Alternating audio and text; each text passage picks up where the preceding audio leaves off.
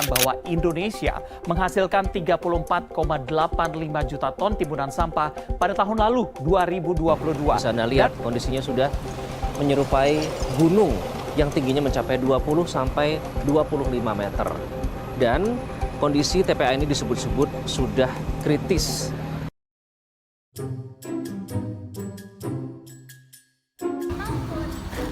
Sampah organik yang tidak terkelola dengan baik akan menimbulkan permasalahan lingkungan. Mulai dari bau yang tidak sedap, kemudian air lindi yang dapat mencemari lingkungan, dan juga dapat menjadi sumber penyakit, serta gas metana yang dihasilkan juga dapat menjadi salah satu penyebab pemanasan global. Padahal sampah organik ini sangat mudah diolah dan tidak memerlukan teknologi yang rumit loh. Salah satu cara untuk mengolah sampah organik adalah membuat menjadi ekoenzim. Cairan multifungsi yang dapat membantu kita membiasakan diri untuk mengolah sampah. Ekoenzim adalah cairan hasil fermentasi yang terbuat dari 3 bahan utama: gula, sampah buah atau sayur segar, dan air dengan perbandingan 1:3:10. Sampah yang digunakan sebaiknya dalam kondisi segar, belum dimasak, dan tidak mengandung lapisan kulit buah yang keras.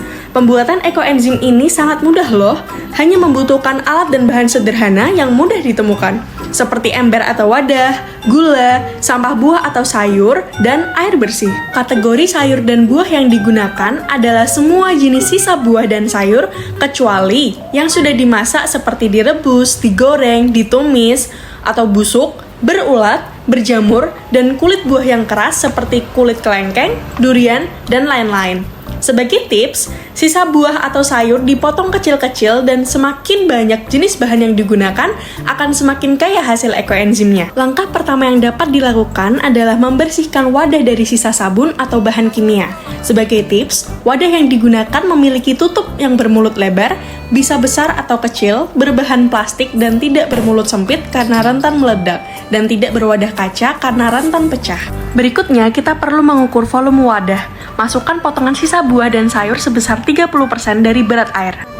Masukkan air bersih sebanyak 60% dari volume wadah. Sumber air yang bisa digunakan adalah air hujan, air sumur, air buangan AC, air isi ulang, air pump, dan air galon. Masukkan gula sesuai takaran, yaitu 10% dari berat air. Dalam memilih gula, tidak dianjurkan untuk menggunakan gula pasir karena akan menghasilkan volume yang lebih sedikit akibat perbedaan kadar alkohol yang diperoleh berdasarkan literatur yang dikutip. Gula yang dianjurkan untuk dipakai yaitu molase cair, molase kering, gula aren, gula kelapa, dan gula lontar. Kemudian, campuran diaduk rata hingga air dan gula terhomogenisasi dengan baik. Tutup secara rapat dan beri label tanggal pembuatan dan tanggal panen. Selama 1 minggu pertama, buka tutup wadah untuk membuang gas.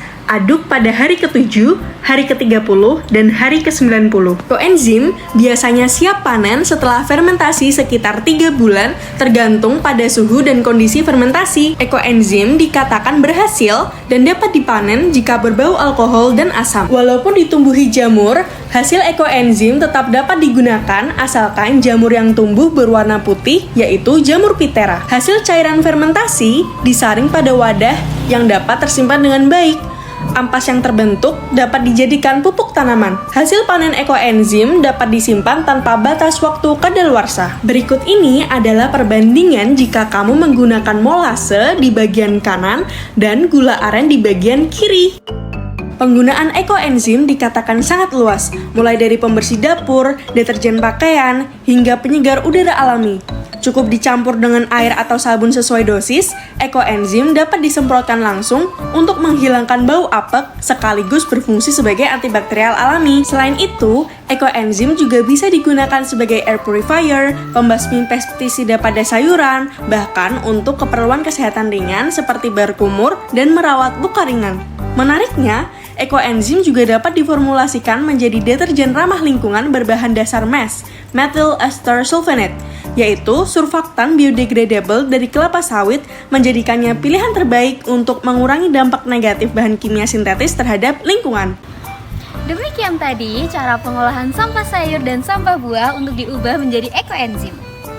Kontribusi kita dalam pengelolaan sampah mandiri sangat berarti bagi keberlanjutan lingkungan loh. Selamat mencoba!